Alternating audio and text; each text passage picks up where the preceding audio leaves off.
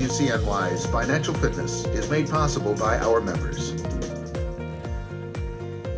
Now, I really like that, go be an entrepreneur, okay? Because we do get caught up in the process a lot. I want to back up into one of those process areas, though, because I failed to mention something. Were you a sole prop when you started with, or a partnership with your father? Well, we ran as a partnership. It was a sole proprietorship. Okay. So when money came in, we would do splits between the two of us, but we were actually not a partnership. We were just, you'd call it like production partners. Okay. We were working together, but at that time I had the DBA. I guess you could say I owned the company at that time. Mm-hmm. There wasn't much to own. Okay. I owned the lease and the phones and the, All right. But looking at a partnership, are there special either tax or legal issues that we have to be focused on when we have a partnership arrangement versus some other type of business arrangement?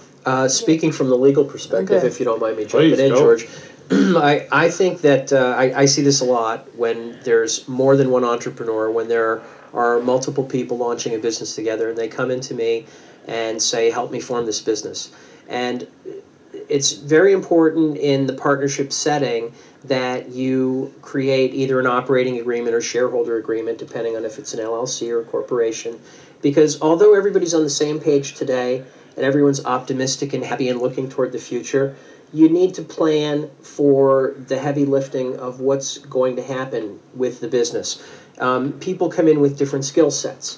One person might be a natural salesperson, one person might be an accountant, one person might be a web designer. So you need to integrate the skills, you need to define what the roles are going to be of all the partners. It's like figuring out your job descriptions together. Sometimes you were talking about you held a lease for some property. You owned the phones and the computers. Sometimes someone comes in with some assets. Another person might come in with a delivery truck, or they might have tools of the trade or some sort of equipment that's necessary.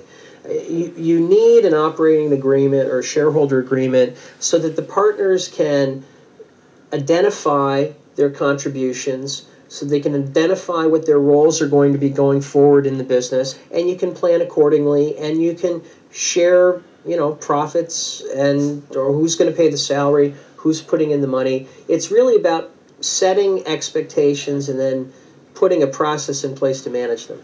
Yeah, and I don't like partnerships as a whole.